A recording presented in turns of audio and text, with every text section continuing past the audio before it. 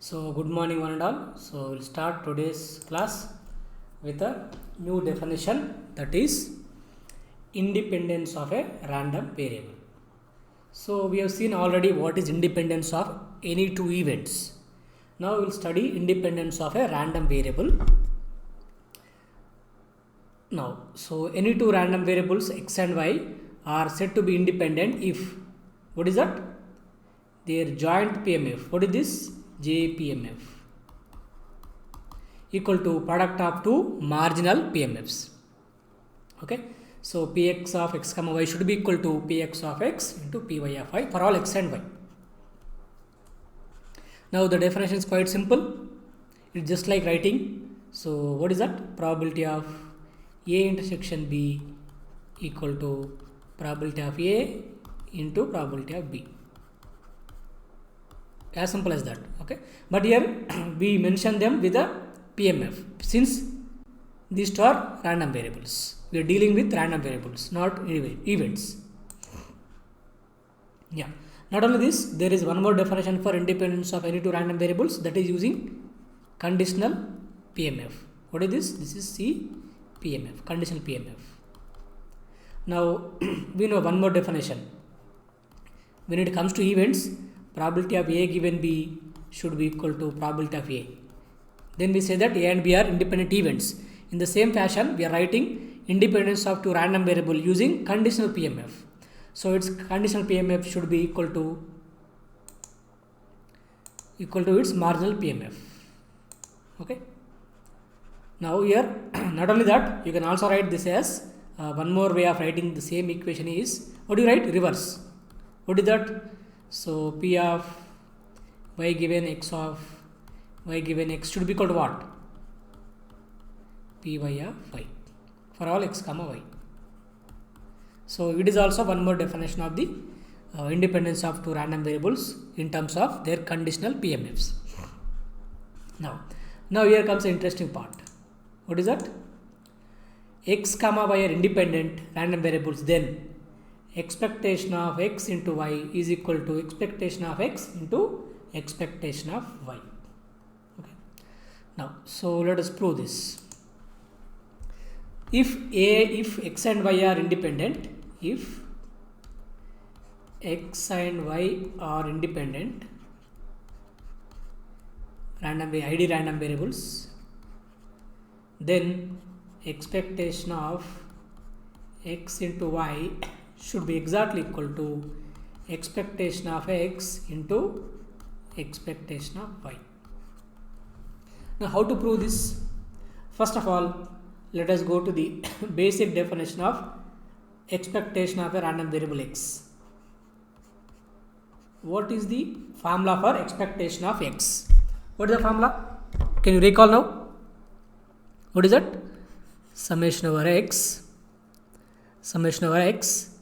x into its PMF, isn't it? Okay. Now, so here, now what we want to write is, I want to know the formula of expectation of x into y, not x or not y, x into y. Now here it should be a double summation. Why? Because we are dealing with two random variables. Okay. Now listen carefully. What do you write here is, what do you write here? Summation over x, summation over y. Next, we write xy into joint PMF, px comma y of x comma y. Okay. So simple way of remembering is, whatever is here, you just write in the small letters. Suppose here you have capital X, you write only small x. If here we have only capital Y, here we write only small y. Since we are having capital X into capital Y, I am writing small x into small y. So double integration, because we are dealing with two random variables at a time. And this is what is joint PMF. Why joint PMF? Because of involvement of two random variables. Okay. Now here, so then what happens? Next what happens? So just now I told you, so if any two random variables are independent, this joint PMF would be equal to product of their marginal PMFs. What is that? Px of x into Py of y. Now I will replace this joint PMF with two marginal PMFs. Now what would happen finally? Summation over x into summation over y, x into y, next Px of x into Py of y. This is what you get finally. Now, so we can rearrange the summation. How can you rearrange? In what way you can rearrange them? What I do is, I will take this for one summation. Summation over x, x into Px of x. Next, I will take this summation with summation over y, y into Py of y. So what is this? Expectation of x. What is this? Expectation of y. Finally, what you can say is, if x and y are independent, please remember it is not always true. It is true if and only if x and y are independent. Then expectation of x into y is equal to expectation of x into expectation of y. Okay. So that is proved. Now, so in the previous case, we have taken only two random variables, x and y. Now suppose if you take the function of two random variables, okay, g of x, h of y. What are they? They are functions of random variables x comma y respectively. Still it is valid. Okay. So it is not only valid for two random variables, along with them it is also valid for functions of two random variables, any two random variables. Okay. It is also true. Yeah. So here please remember this. This is very, very important. I am keeping star mark.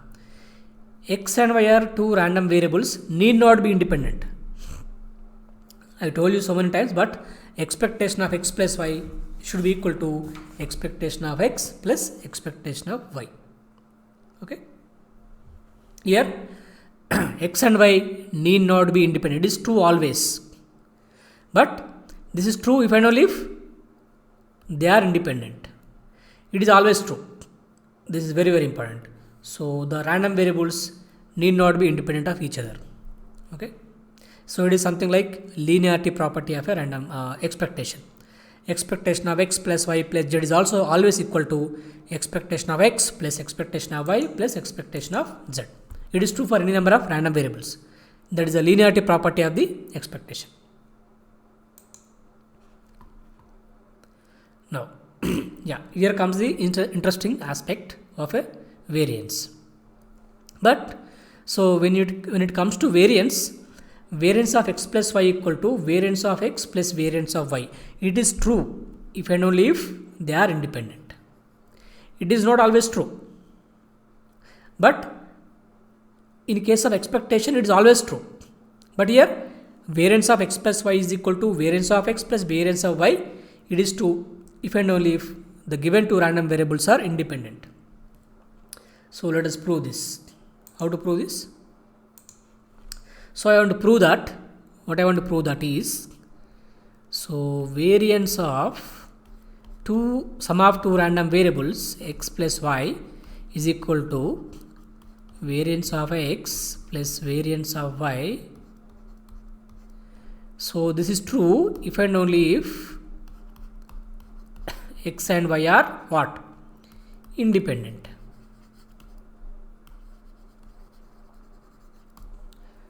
Okay. Now, so let me write in this way.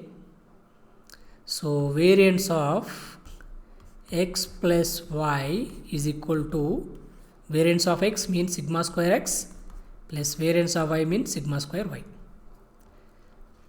We have to prove this. We have to prove that variance of x plus y equal to variance of x plus variance of y, and in case if x and y are independent. That is true only if x and y are independent. If they are not independent, it is not true. Okay, please remember this. Now, so so let us call z is equal to sum of two random variables x and y. Z equal to x plus y. Now I want to find out sigma z square or variance of z. Okay.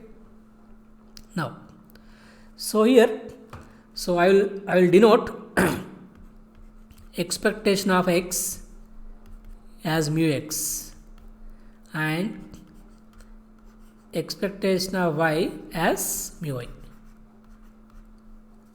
So this is a very convenient notation for the means of the two random variables x and y.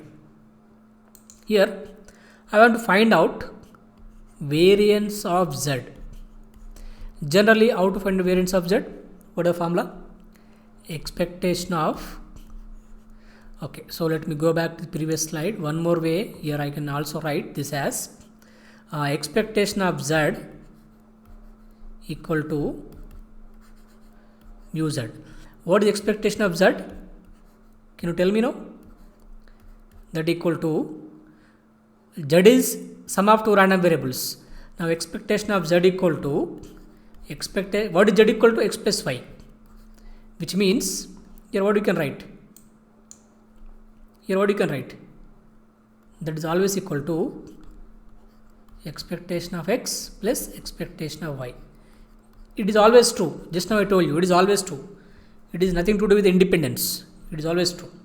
Now which means here I can say that expectation of z equal to, or simply in a simple way I can say expectation of z equal to expectation of x plus expectation of y. Okay. Now, so let us find out the variance of z. Let us find out the variance of z. Variance of z. Now, what the formula of variance of z would be? That is expectation of z minus expectation of z whole square. Are you with me? Please. Okay. Now, but what is z? Z is sum of two random variables. That implies expectation of z is nothing but x plus y minus what is expectation of z? Mu x plus mu y. Please observe things carefully.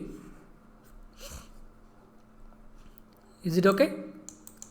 Now, here this also implies expectation of, what you can write finally? I can write something like this: x minus mu x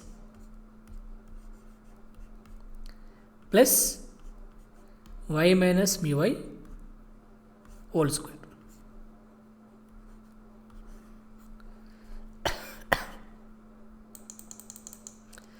So I hope you are okay with this. Please observe the things very carefully. It is not at all difficult thing. You just, now I can, just like it is a plus b whole square, you can assume this is a, this is b. It is just like a plus b whole square, expectation of a plus b whole square. Now what do you write? That implies expectation of, so a plus b whole square means what? A square plus b square plus 2ab. What is a? X minus mu x. What is b? Y minus mu y. Okay. Now since expectation obeys linearity property, we can write that as expectation of a square plus expectation of b square plus 2 into expectation of ab. So please remember what is a, what is b. A is nothing but x minus its mean mu x, b means y minus its mean mu y. Okay. Now here I can write this as, further I can write this as expectation of x minus mu x whole square plus expectation of b square is nothing but y minus mu y whole square. Is it okay? Now finally plus the product term is 2 into expectation of a into b. What is a? X minus mu x into y minus mu y. Now what is this term? First term? Can you guess? Can you tell me the answer? The first term is, what is expectation of x minus mu x whole square? It is the variance of x. What about expectation of y minus mu y whole square? This is variance of y. Okay. Anyway, we have to deal with this middle term. Okay. What is the term indicates? Now, so here I will write only this term. Now, 2 into I am dealing with the product term. What I can say is x into y. Let us do product. X into y, capital X into capital Y minus x minus mu y. Is it okay? Minus y minus mu x plus mu x into mu y. I have just done the simple multiplication of x minus mu x into y minus mu y. That's it. Now, so here you just now here what you written here is, now what happens now? From this I can separate out. 2 is common. 2 into expectation of x y minus, I am writing expectation for individual terms. 2 into what is expectation of x minus mu y? Anybody? That is mu y into expectation of x. Why? Suppose if I say expectation of a into x, a is a constant, then what? That is equal to a into expectation of x. Okay. Now, so expectation of a constant is its constant itself. Now, finally, minus 2 into mu x into expectation of y. Finally, so what is expectation of mu x into mu y? Mu x, mu y are constants. I told you already. Mu x, mu y are constant. So there simply expectation of a constant is nothing but constant itself, which means so you'll get mu x into mu y only. Now, since x and y are independent, what is expectation of x into y? That is equal to expectation of x into expectation of y. So I am taking 2 common because it is present in each and every term. Now finally this term will be equal to mu x into mu y minus, what is expectation of x? Mu x. Mu y, it is there already. Minus mu x. What is expectation? Expectation of y? Mu y plus mu x into mu y. Now everything gets cancels out, which means the product term is 0. So finally we have proved that this term is 0. So we are left with only expectation of x minus mu x whole square plus expectation of y minus mu y whole square. So that is the only terms. Those are 2 terms which are non-zero. Finally, so variance of x plus y is equal to expectation of x minus mu x whole square plus expectation of y minus mu y whole square, or in simple terms that is same as variance of x plus variance of y. So it is true if and only if what? If and only if x and y are independent. Okay. If they are not independent, so we will see what is the third term in the later classes. As of now, you just remember that if x and y are independent, variance of x plus y should be equal to variance of x plus variance of y. It is true for any number of random variables. If there are 3 number of random variables which are independent, Now what would happen? Variance of x plus y plus z should be equal to variance of x plus variance of y plus variance of z. It continues like that.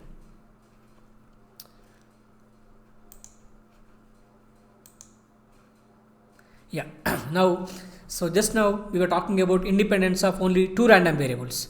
Now we can extend that idea to more number of random variables, maybe 3, 4, 5, so on, so on. Now this is very, very simple. So this is for three number of random variables. So the joint PMF will be equal to the product of product of marginal PMFs. It is true for any number of random variables. You can just, yeah, just now I told you. So the variance of x1 plus x2 plus so on xn is equal to variance of x1 plus variance of x2 so on variance of xn if and only if are independent random variables. Please make a note of this.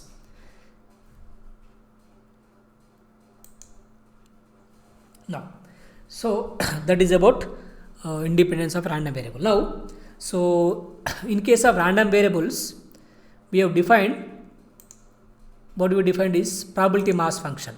In the case of discrete random variables, we have defined, we are studying discrete random variables. Now for the discrete random variable capital X, we have defined its PMF, probability mass function. How we define?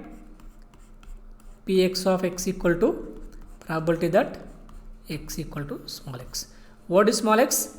That is any possible value of capital X, or it is a value that can be taken by this random variable capital X. Now that is a probability mass function. Now in the same way, we have one more parameter for the discrete random variable, that is called CDF. PMF and CDF, these are two important parameters of any two random variables. What is CDF? It is called cumulative distribution function. What it is called? Cumulative distribution function. What is PMF? Probability mass function. It is a cumulative distribution function. It is denoted by capital Fx. We write like this. What do you write? Fx, capital Fx of x. This is called cumulative distribution function, or simply we call this as a CDF. Now how it is defined? Probability that capital X is less than or equal to small x. How it is defined? Like this. Okay. Now, so let me write the difference properly. PMF is nothing but Px of x that equal to probability that x equal to small x. So CDF is nothing but capital Fx of x that equal to probability that capital X is less than or equal to small x. Now here this very interesting parameter, that is CDF. CDF means cumulative distribution function. Not only that, so we use this term cumulative very often. Why? Because if I write CGPA, you know already what is CGPA means. CGPA means what? Cumulative grade point average. Okay. Now suppose now we are in second semester. Suppose if I ask you what is your CGPA, so what will you do initially? So you calculate your grade points from where? From first year, first semester to second year, first semester.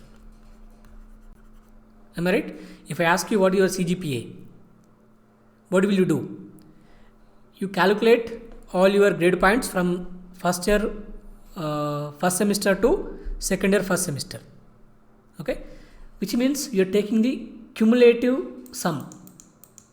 So you will take your GGP grade point average, you multiply with grade credits, so and so. Okay. Now the basic idea of cumulative means what? Accumulation. Accumulating the things from past to present value. Okay.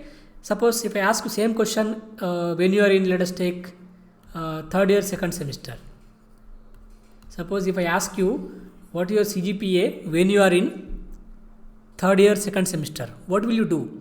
you calculate your grade points from first year first semester to second year third year first semester, which means so you are accumulating all your grade points from starting to the present time or present semester. Now same thing happens with the CDF. What is happening here?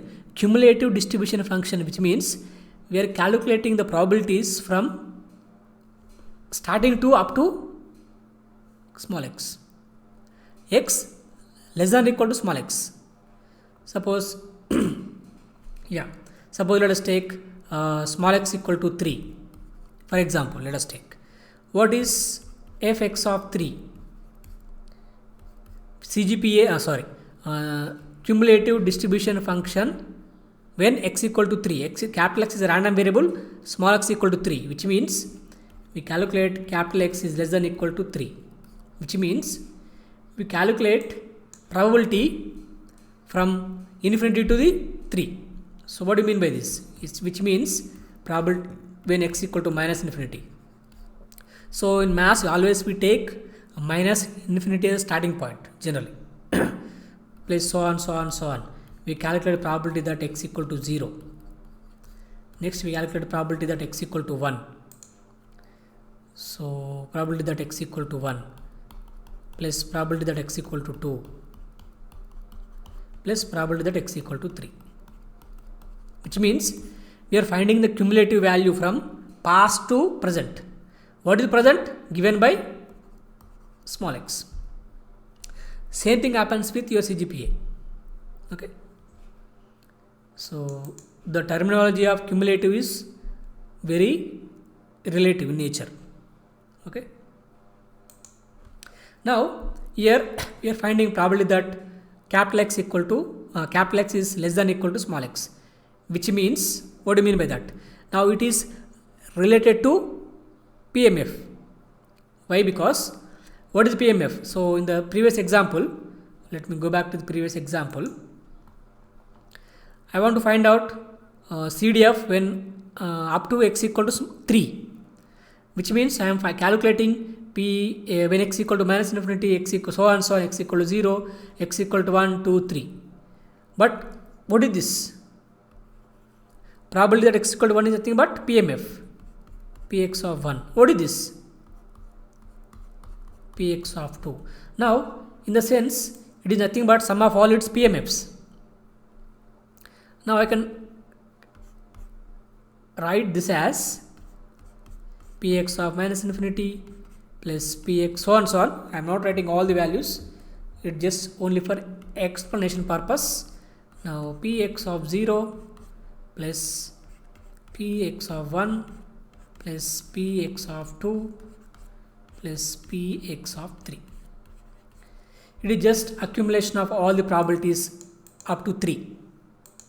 We are starting from minus infinity and we are ending at 3. Okay.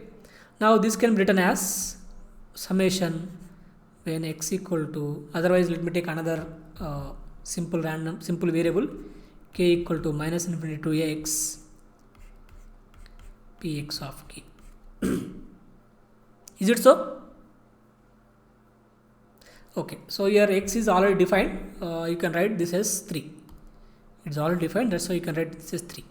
If it is not defined, you keep as it is. Now, same thing is being written here. So, k equal to minus infinity to x, Px of k, or k less than or equal to small x, Px of k. So, these are two definitions of the CDF. Now, here you just observe the things very carefully. We are writing CDF in the form of what? PMF. CDF is written in the form of or in terms of PMF. Okay. Yeah. So loosely speaking, CDF accumulates probability up to the value x. It is accumulation of probabilities from minus infinity to x. Here x could be any value. We should define x just like your CGPA. Okay. So if I ask you what is CGPA, you do calculations from the first semester to the just before semester. Okay. In the same way, if I ask you CDF, you calculate from minus infinity to the given value x. Yeah, so it's very very important. If x is discrete, okay, anyway we are discussing about discrete random variable now. Fx of x has a piecewise constant and staircase like form. Okay, so the CDF will be a piecewise constant and staircase like form. What is staircase? You know, they are steps like this. These are called staircases. No. Now, if you calculate CDF of any discrete random variable, it would be something like this, just like your staircases or steps. We'll take a, if possible, we'll take a problem.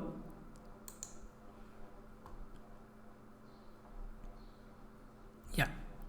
Now, so here, what I have written here is, this is CDF, cumulative distribution function.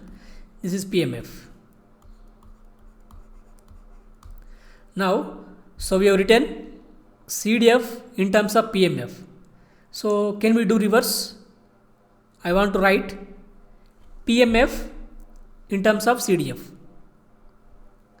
Now, this is the simple notation. So, PMF of Px of k is nothing but, I have told you these things in the previous classes. Okay. Now here this is PMF and these are two CDFs.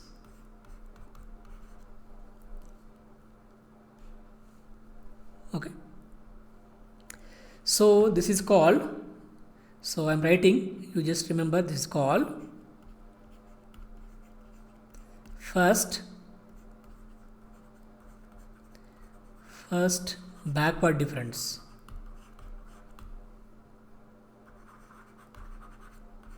What it is called as first backward difference. We are just taking the difference between fx of k and fx of k minus 1. This is the CDF. This is CDF, previous CDF. Okay. Now we will solve this problem later. Now here, so let me explain these things clearly. Now, so CDF fx of x equal to summation over k equal to minus infinity to x px of k. Now here this is CDF. Now this is PMF. Okay. Now, so here I have written CDF in the form of PMF. Now, can I do reverse? Now, what is PMF in terms of CDF? Px of k equal to CDF at x equal to k minus CDF at x equal to k minus 1. Now, this is called first backward difference.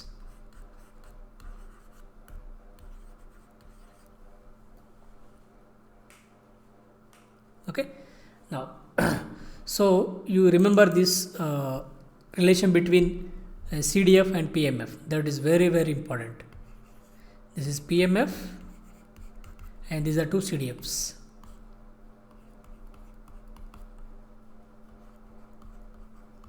Okay. Now, so let us take a simple example. Okay, so let us solve this problem. So they given a table for different values of x and the corresponding PMF. Find out its CDF.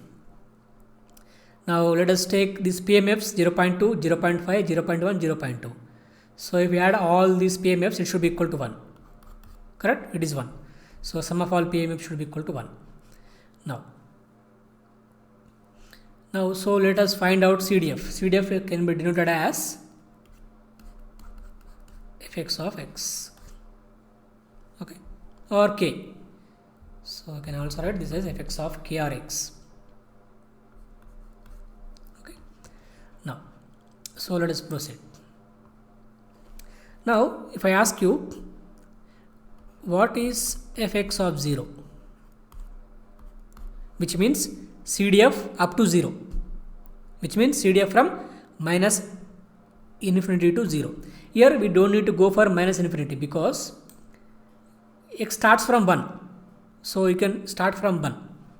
Okay. Now what is fx of 0 means? Which means sum of accumulation of. This is CDF up to 0. Which means accumulation of probabilities up to 0. Now, so what are the probabilities up to 0? How many probabilities are there up to 0? No, there is no probability at all because it starts from 1. Okay. So that's why there are no probabilities up to 0. So since there are no probabilities, it is 0. Now, suppose fx of 1.5 up to 1.5, k equal to 1.5, which means probability that x is less than equal to 1.5. Now, how many such probabilities are there? Up to 1.5. We have only one. There is no 1.5 term. So, only term which is less than 1.5 is when x equal to 1. And the corresponding PMF is 0.2. Now, so up to 1.5 we have only one probability, that is when x equal to 1, that equal to 0.2. Okay. Now, in the same way, if I ask you fx of 2.1, which means probability that x is less than equal to 2.1. How many such probabilities are there which are less than 2.1? Less than 2.1 means only 2, that is 1 and 2. Okay. So at 1, 0.2, at 2, 0.5. So 1 and 2, 0.2, 0.5, it is what will happen now. So the probabilities that are present when x is less than equal to 2.1 is when x equal to 1 plus when x equal to 2. So the probabilities are 0.2 and 0.5. So the sum of 0.2 plus 0.5 equal to 0.7.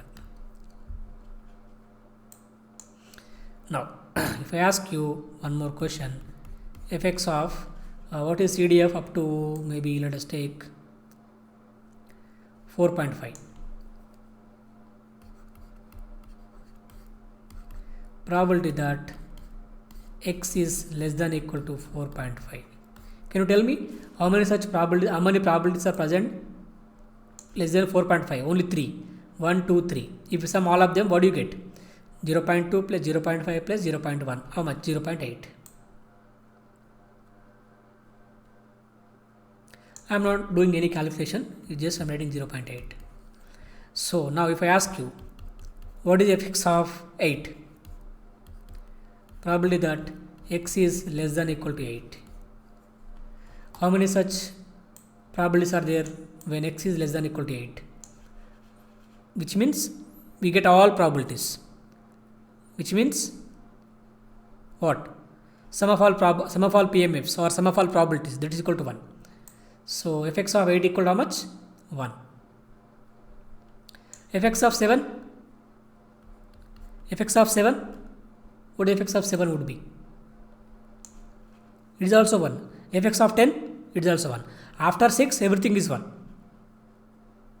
Okay. So let us draw this.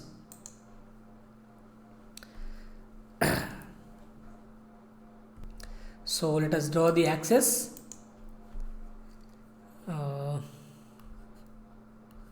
X versus its CDF or x or k. Okay. So when x is 0, what is the CDF? 0. Okay. So at 1, it is 0.2. At 2, how much is this? You calculated, no? Yeah. 0.2. Next, after 2 it is 0.7. After that it is 0.8. Okay. So this is 0.7 up to 4. After that it is 0.8. After that it is 1.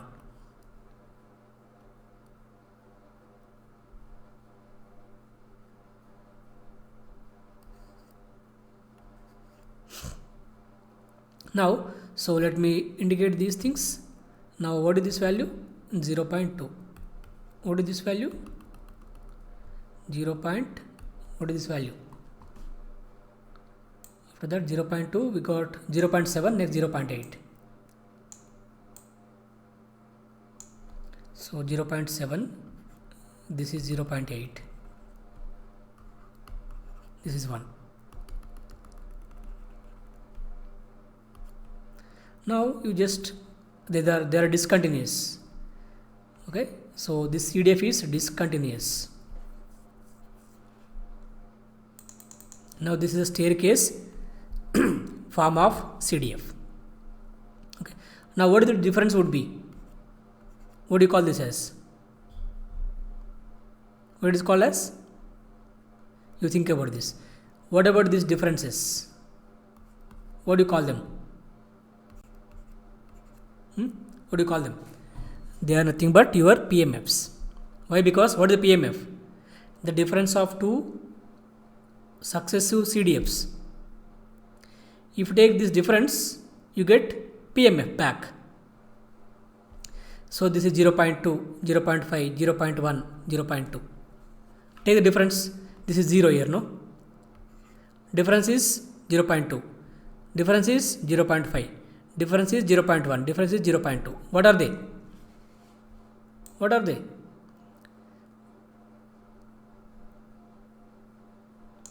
Zero 0.2, 0.5, 0.1, 0.2. They are what? PMFs. How we got them? By taking the difference.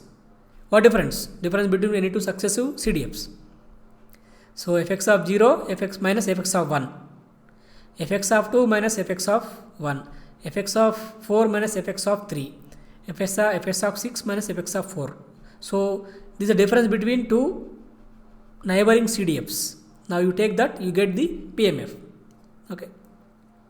Now, so this is the staircase and piecewise constant. Why you call it the piecewise constant? So if I say constant means what? It should be like this. Piecewise means it is constant in pieces. Why? Because this is constant from 1 to 2. In the same way, it is constant from 2 to 4. Again, this is constant from 4 to 6, something like that. It is not always constant. It is constant in pieces. So that's why it is called as a piecewise constant and staircase like form. You get something like this. Okay. So one more thing, CDF can never be more than 1. Obviously, what is CDF is nothing but accumulation of probabilities. You add all probabilities, you end up getting maximum of 1. You won't get more than 1. And not only that, it remains constant throughout the values of x. Once it reaches 1, after that it won't change. Okay. Suppose here I have taken x equal to 6. You take x equal to 100. What the value? It won't change. It is same. It is remains to be constant. Okay. After certain value of x, its CDF will be 1, and after that it remains same. It remains at 1 only. Okay. So you must calculate CDF until you get 1. After that it is same. It is always 1 only. It remains same, constant. Okay. Now, so you do one thing. You solve this problem. Where is the problem? You try to solve this problem on your own. So this is a homework.